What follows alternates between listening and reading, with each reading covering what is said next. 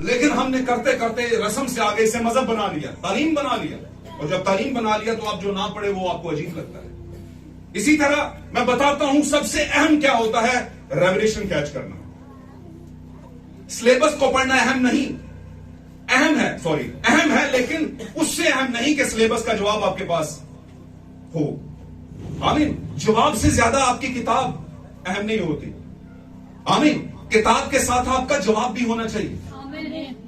और answer book आप जानते हैं, मुकाशफा 10:7 में उतरी है, मुकाशफा 10 बाब में उतरी है। आंसर्स, जवाबों की किताब।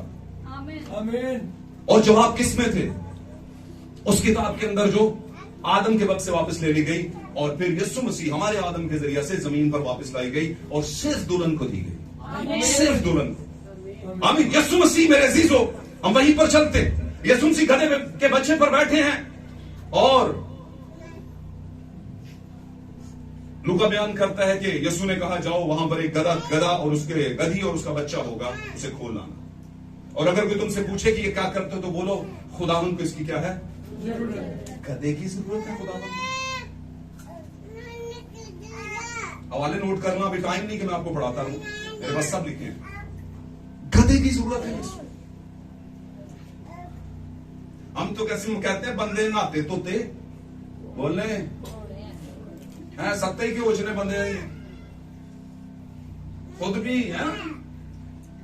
और अगर कह दो, बल्कि आजकल तो ये हो गया ये गधा है, इस गधे को कोई समझ नहीं आता क्या कर।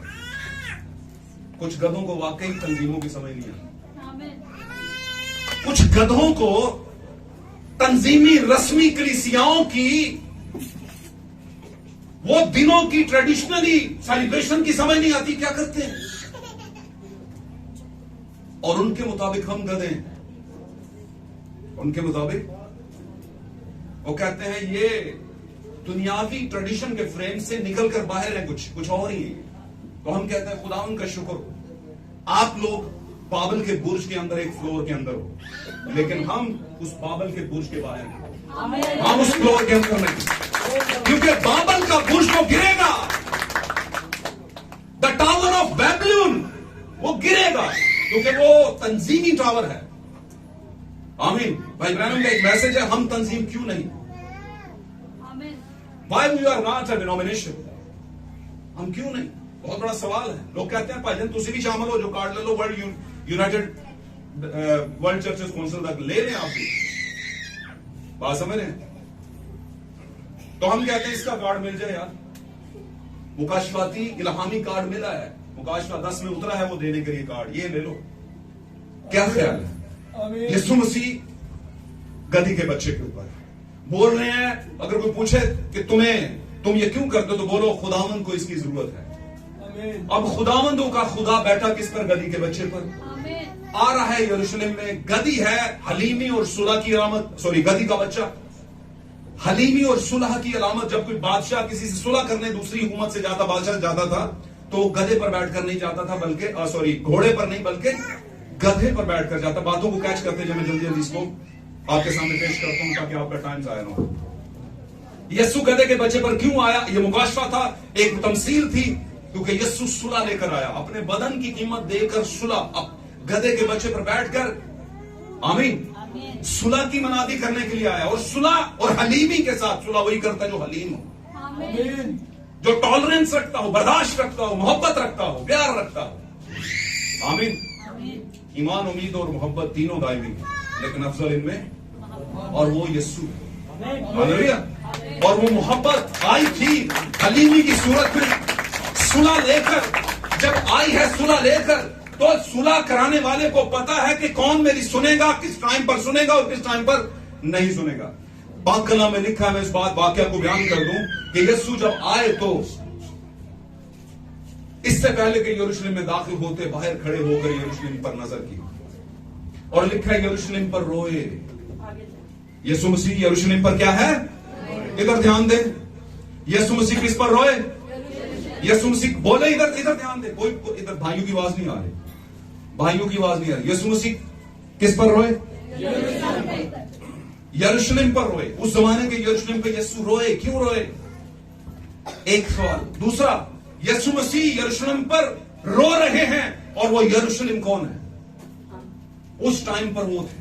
क्या मकानों पे रो रहे थे जो यरूशलेम के अंदर शहर बना हुआ था मकानों से, बिल्डिंग पर रो रहे थे? नहीं, वो जो उस बिल्डिंग में रहते थे, उन घरों में रहते थे, कौन थे उसमें रहते? खुदा की खासल खास कौम, नस्ल आदम, पहले आदम की पूरी नस्ल, सेत की नस्ल से खुदा के बेटों की नस्ल, उन पर रो रहा है। अब खुदा के बेटों की नस्ल पे रोना क्यों पड़ गया? और मैं इसमें बेटियां भी टैली कर रहा हूं। ऐसा नहीं था कि वहां पे सिर्फ बेटे ही रहते थे, बनी इस्राइल के सिर्फ बंदे ही बंदे थे, मर्द ही थे, नहीं, बेटियां भी थी। आमीन। उन सब पे रो रहा है। और क्यों रो रहा है? और वहां पर लफ्ज बड़े जबरदस्त लिखे, बड़े अच्छे लफ्ज लिखे। अगर हम पढ़ लें तो मैं आपके लिए पढ़ देता हूं, सुनिएगा, ध्यान दीजिएगा, ये आपके लिए है आज के दौर के अंदर। Hallelujah, praise Lord.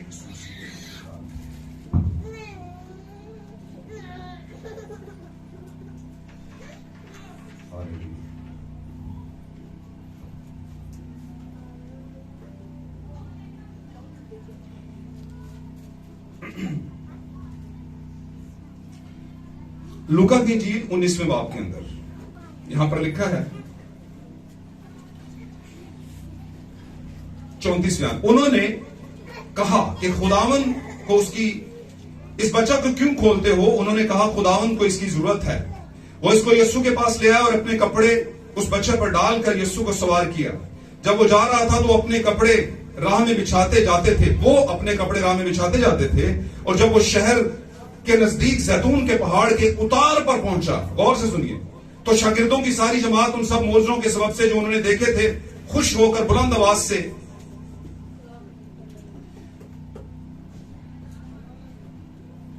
खुदा की हमद करने लगी कि मुबारक है वो बादशाह जो खुदावंद के नाम से आता है, आसमान पर सुलह और आलम बाला पर जलाल। भीड़ में से बास फरीसियों ने उनसे कहा है, उस्ताद अपने शागिर्दों को डांट। उसने हवाला में कहा, मैं तुमसे कहता हूं कि अगर ये चुप रहेंगे तो पत्थर चलाएंगे। जब वो नजदीक आकर शहर को देखा तो उस पर रोया। शहर को देखा तो उस पर, यरूशलेम को देखा तो उस पर रोया और कहा कि काश के तू अपने इसी दिन में सलामती की बातों को जानता। इसका मतलब क्या?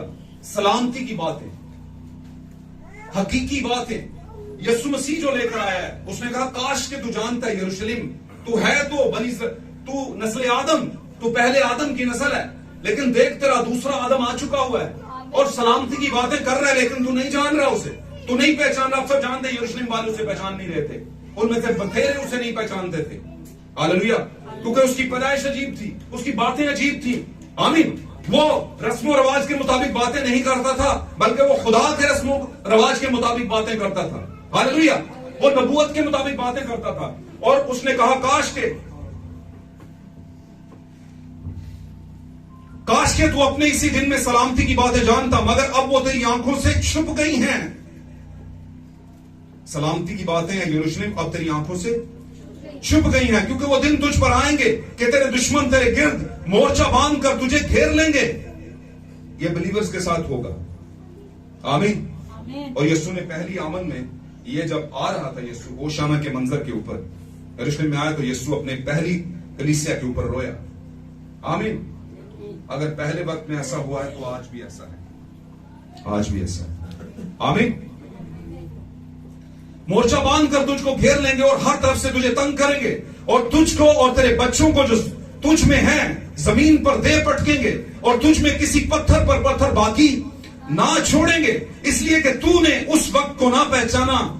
वजह क्या थी? ऐसी वजह, इसलिए कि तूने उस वक्त को ना पहचाना जब तुझ पर निगाह की गई। मेरे अजीजों, उस वक्त यीशु मसीह का बादशाही हालत में सुलह लेकर आने का एक तरीका, हालांकि वो बादशाह था और बादशाह घोड़े पर आते हैं, और घोड़ा जंग की अलामत है। घोड़ा और जंग एक ही बात है, तमसील है। और घोड़ा ताकत की अलामत भी है, यानी जो बादशाह ताकतवर होता और जंग की हालत में आना चाहता, जंग करने उसे घोड़े पर बैठ के आना पड़ता था। लेकिन जो बादशाह सुलह का पैगाम लेकर आता, उसे गधे पर बैठकर आना पड़ता था। यीशु मसीह सुलह का पैगाम लेकर आए। वही सुलह का पैगाम आज भी यीशु दूसरी आमद में लेकर आए। दूसरी आमद, आप जानते हैं यीशु मसीह की गायबाना तौर पर दूसरी आमद एक तरह से हो चुकी हुई है। लोग अभी वेट कर रहे हैं कि दूसरी आमद होगी, लेकिन बिलीवर्स जानते हैं कि यीशु मसीह की दूसरी आमद 120 की जमात के वक्त के ऊपर हो चुकी हुई है। आमीन। और यीशु आप भी अपने यरूशलेम के लिए जो अभी तक उस पर ईमान नहीं लाए, जिनकी आंखों से ये सलामती छुपी हुई है, उन पर रो रहा है रूह की हालत में। अब वो अपने रूहानी यरूशलेम में दाखिला कर रहा है, यानी मुझ में और आप में। हालेलुया। कैसे? अपने कलाम के जरिए से, सच्चाई के जरिए से दाखिला कर रहा है। एक जमाने में उस वक्त उस कौम के अंदर, उस कौम के शहर यरूशलेम में, और दूसरी आमद में हमारे साथ। आमीन। इस आखिरी दौर में। और आज भी आप देख रहे हैं सच्चाई लोगों से छुपी हुई है, सलामती का दिन लोगों से छुपा हुआ है। हालेलुया।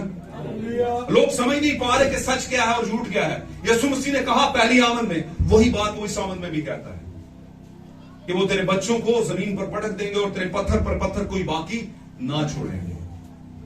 अब मुझे बताइए, यरूशलेम सलामती का घर, खुदावंद की सलामती, सॉरी, यरूशलेम क्या है? खुदावंद की सलामती। और खुदावंद की सलामती इस वक्त जमीन पर कौन है? उसकी दुल्हन। एक जमाना था खुदा सलामती की हालत में जमीन पर था, यीशु मसीह की सूरत में। आमीन। और वो सलामती के घर में जा रहा है। हम भी सलामती, खुदावंद की सलामती हैं, और यीशु मसीह हम में आने की कोशिश कर रहा है और बता रहा है कि असल में जमीन पर ये मेरा जलाल जाहिर कर रहे हैं। हालेलुया। होशाना का मतलब वो तो मैं बता चुका हूं, आज मैं आपसे पूछूंगा। कलीसिया मुझे बताइए, जो इस बात का दावा भरते हैं कि जुलूसों में होशाना होशाना कहना चाहिए, चर्चिस में होशाना होशाना कहना चाहिए, अंग्रेजी में होज़ाना है। आमीन। अब इसका मतलब कौन जान, अब मतलब आप जानेंगे तो मुकाशवा पकड़ेंगे। जी। हमें अभी नजात दे, हमें अभी आजाद कर, हमें अभी छुटकारा दे। होशाना, मुबारक है तू जो खुदावंद के नाम से आता है। अगर ये पहले दौर के लोगों के लिए इतना नेसेसरी था, इतना जरूरी था, तो इस आखिरी दौर में जबकि जमीन सदूमी हालात पेश कर रही है, जबकि सदूम लूत और सदूम और अमूरा के से हालात पेश कर रही है, बाबल की सरजमीन बन चुकी है, गंदगी अरूज पर पहुंच चुकी है, क्या इस दौर के अंदर आपको नजात की जरूरत नहीं? आपको कहने की जरूरत नहीं? होशाना, मुबारक है तू है खुदावंद जो, मुबारक है तू है जो खुदावंद के नाम पर आता है, हमें अभी नजात दे। होशाना अपने आप में एक पूरा टेंस है, सेंटेंस है। आमीन। एक पूरा जुमला है। और बाइबल मुकद्दस में बहुत से जुमले, बहुत से लफ्ज ऐसे हैं जो ऐसे ही लिखे गए हैं। क्यों लिखे गए? क्योंकि ये लफ्ज अपने अंदर एक बहुत बड़ा मुकाशवा रखते हैं। मिसाल के तौर पर पुराने अर्थ में कहा गया, मैंने तकीलो फरसीन, तुझे तोला गया लेकिन तू वजन में कम निकला। इसका यह मतलब है यीशु मसीह के दौर के अंदर यीशु सलीब पर है और यीशु ने कहा एली एली नमाज शबकतनी। ये ऐसे ही लिख दिए गए लफ्ज। इसका मतलब क्या? ऐ मेरे खुदा तूने मुझे छोड़ दिया।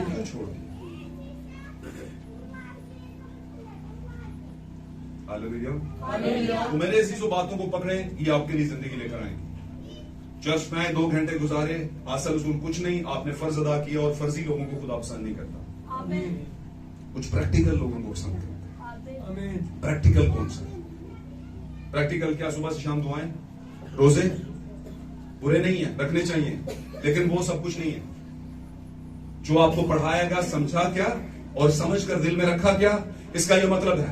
हालेलुया। तो याद रखिए, यीशु मसीह वहां पर दाखिल हुए। आज भी इस्तेकबाल तो बहुत से लोग करते हैं। ये क्या कर रहे थे? हम सुबह से वर्शिप कर रहे थे। क्या कर रहे थे? हम इस्तकबाल ही तो कर रहे थे, लेकिन सिर्फ इस्तकबाल ही कर रहे थे क्या? बड़े लोग सिर्फ वखावे के लिए तालियां बजाते हैं, दिल से कहते हैं हाँ ठीक है पादरी होता है, लेकिन हम तो मानते ही ना इसे। क्यों जी? बहुत से तंजीमों में बहुत से लेफ्ट राइट के लोग, लेकिन वो आपके साथ मिलकर खुश भी होंगे और ताली बजा रहे होंगे। इसका मतलब क्या कि वो दिली तौर पर उसे कबूल नहीं कर रहे और उसको इस्तकबाल उसका, उसे आप मदऊ नहीं कर रहे, अपने इनवाइट नहीं कर रहे, उसे खुश आमदीद नहीं कह रहे। आमीन। लेकिन लोगों को दिखाने के लिए कर रहे हैं। आज भी बहुत से हैं। भाई ब्रैनम कहते हैं कलीसिया में 3 तरह के ईमानदार होते हैं। यही हाल उस भीड़ का था जो होशाना कर रही थी, और थोड़े ही वक्त में पता चल गया। लेकिन याद रखिए कुछ पॉइंट्स हैं। फकी फरीसी किसे कहते हैं? उस जमाने के पादरी, आलिम दीन, उस्ताद, नबी, मुबशर, चुरहा, ये सारी मिनिस्ट्रीज के लोग जो समझते थे कि हम बड़े तालीम याफ्ता हैं, उन्होंने कहा ए उस्ताद, उसे उस्ताद कहते थे, उसे कहते थे ए उस्ताद। इनसे क्या, इनको डांट, लिखा है इनको डांट, ये चुप रहे, ये क्या शोर कर रहे हैं। यीशु ने उनसे कहा मैं तुम्हें सच कहता हूं, अगर ये चुप हो गए तो ये पत्थर जो हैं ये चला उठेंगे। आज इसे कहने से कोई रोक नहीं सकता। हालेलुया। तो इसका मतलब क्या है?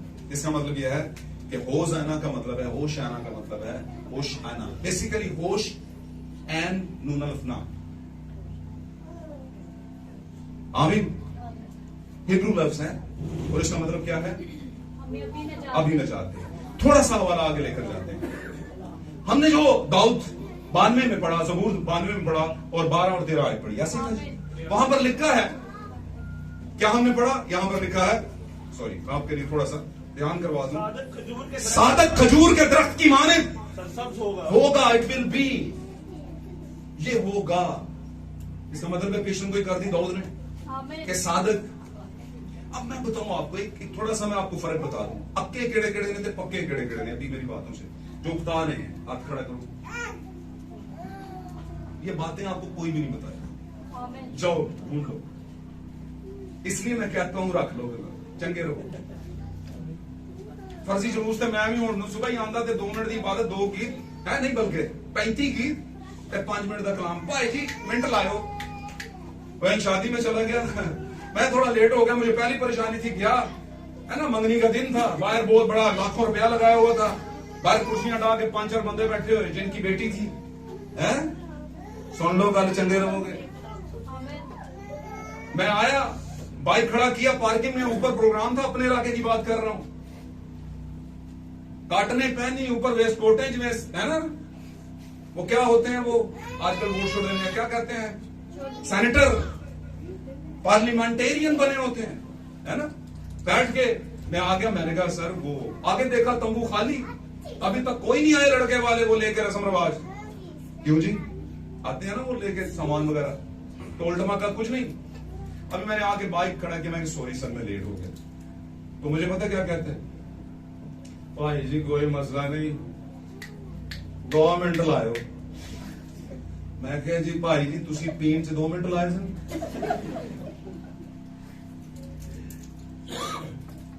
ये मेरे कहने का मतलब था, मैंने ऐसा कहा नहीं था, कहने का मतलब था कि भाई जी मैं 2 मिनट ही लगाऊंगा, परेशान ना है उस जगह, तो 2 मिनट भी मुश्किल ना लग रहे, समझ नहीं, कोई ख्याल नहीं, बस ये है कि फर्ज पूरा करना है, पादरी नु विच रखो, काम पाप करके करो, है ना। नकाब भावे 2 नंबर हुए, पादरी ने कीता ना भाई जी असा तो नहीं कीता, ऐसे कहते हैं ना। तो मैं कहता हूं 2 नंबर काम के लिए 2 नंबर बंदा ढूंढना पड़ता है। हालेलुया। 1 नंबर बंदे से चलना है, के साथ चलना है, तो फिर 2 नंबर काम छोड़ने पड़ेंगे। क्यों जी? खुदा बरकत दे। मैं आपको बताता हूं, यहां पर लिखा है बड़ी खास बात, सादक खजूर के दरख्त की मानिंद सरसब्ज होगा। अब अगर आप अंग्रेजी तर्जुमा में पढ़ो तो वहां पर लिखा है the righteous person flourish as like the palm tree. सरसब्ज, शादाब। अब पुराने अहदनामा तकाजा करता था रास्तबाजी की। अंग्रेजी का लफ्ज है रास्तबाजी, को अंग्रेजी में कहते हैं राइटियसनेस। गौर ना सुनियो गल, मैं समझाने लगा था।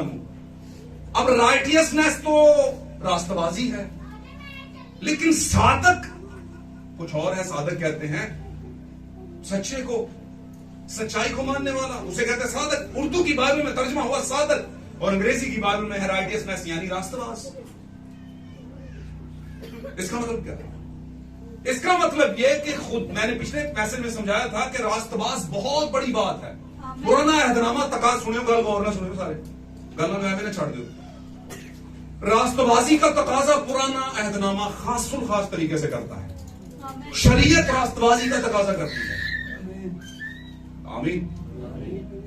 रूह आप पे ना भी उतरे, लेकिन आपके काम रास्तबाजी वाले होने चाहिए। गल समझ लो। और जो जो कुछ कहा गया उसी तरीके से आपने बदनी तौर पर करना है, तो आप क्या है रास्तबाज और खुदा की हुज़ूर में कबूल। लेकिन नया एहतनामा बदनी कामों की बात नहीं करता। वो सिर्फ वो ये नहीं कहता रास्तबाजी छाड़ दे, नाना छाड़ दे, मुंह धोना छाड़ दे, चंगे कपड़े पहनना छाड़ दे, है ना। पहले पढ़ा दे सन बच्चे, पढ़ के की करना है ना। बात समझ रहे हैं। ओ बहुत दफा तो लोग ना ऐसे काम जो उसके बच्चे के हक में होते हैं नहीं करवाते। क्या करना है, बस ठीक है। नहीं नहीं, इसका मतलब ये नहीं। पाक कलाम में लेके यीशु मसीह ने कहा बेहतर था कि वो भी ना छोड़ता, ये भी करता और वो भी ना छोड़ता। तो रास्तबाजी किसी हवाले से बुरी चीज नहीं। क्यों जी? रास्तबाज के बारे में एक मकाम है, लेकिन सिर्फ रास्तबाज नहीं, स्पिरिचुअल राइटियस, रूहानी रास्तबाज, मुकाशवा रखने वाले रास्तबाज, सिर्फ मसीही होने वाले रास्तबाज नहीं, बल्कि सच्चे मसीही। आमीन। The Christian of their time, अपने जमाने के सच्चे मसीही। आमीन। बात समझ रहे हैं? आप कहेंगे ये किधर की बात सही? तो मसीही तो मसीही होते हैं, सारे मसीही मसीही नहीं, सारे मसीही मसीही उस तरह के नहीं होते। मेरी बात समझ रहे हैं? 70 के तरह के मसीही हैं जो मुख्तलिफ दावे कर रहे हैं मिशनों के अंदर। आमीन। तो रास्तबाज राइटियस, लेकिन यहां पर लिखा साधक। हालेलुया। अब इस बात को समझ जाएं कि यहां पर लिखा है कि रास्तबाज सरसब्ज दरख्त की मानिंद होगा, अंग्रेजी तर्जमे में। उर्दू तर्जमे में साधक सरसब्ज खजूर के सरसब्ज दरख्त की मानिंद होगा। थोड़ा सा मैं बता दूं खजूर की डेफिनेशन, क्योंकि बातों में मुकाशवा है। आज आपका थोड़ा सा 2-3 मिनट का लंबा हो जाएगा।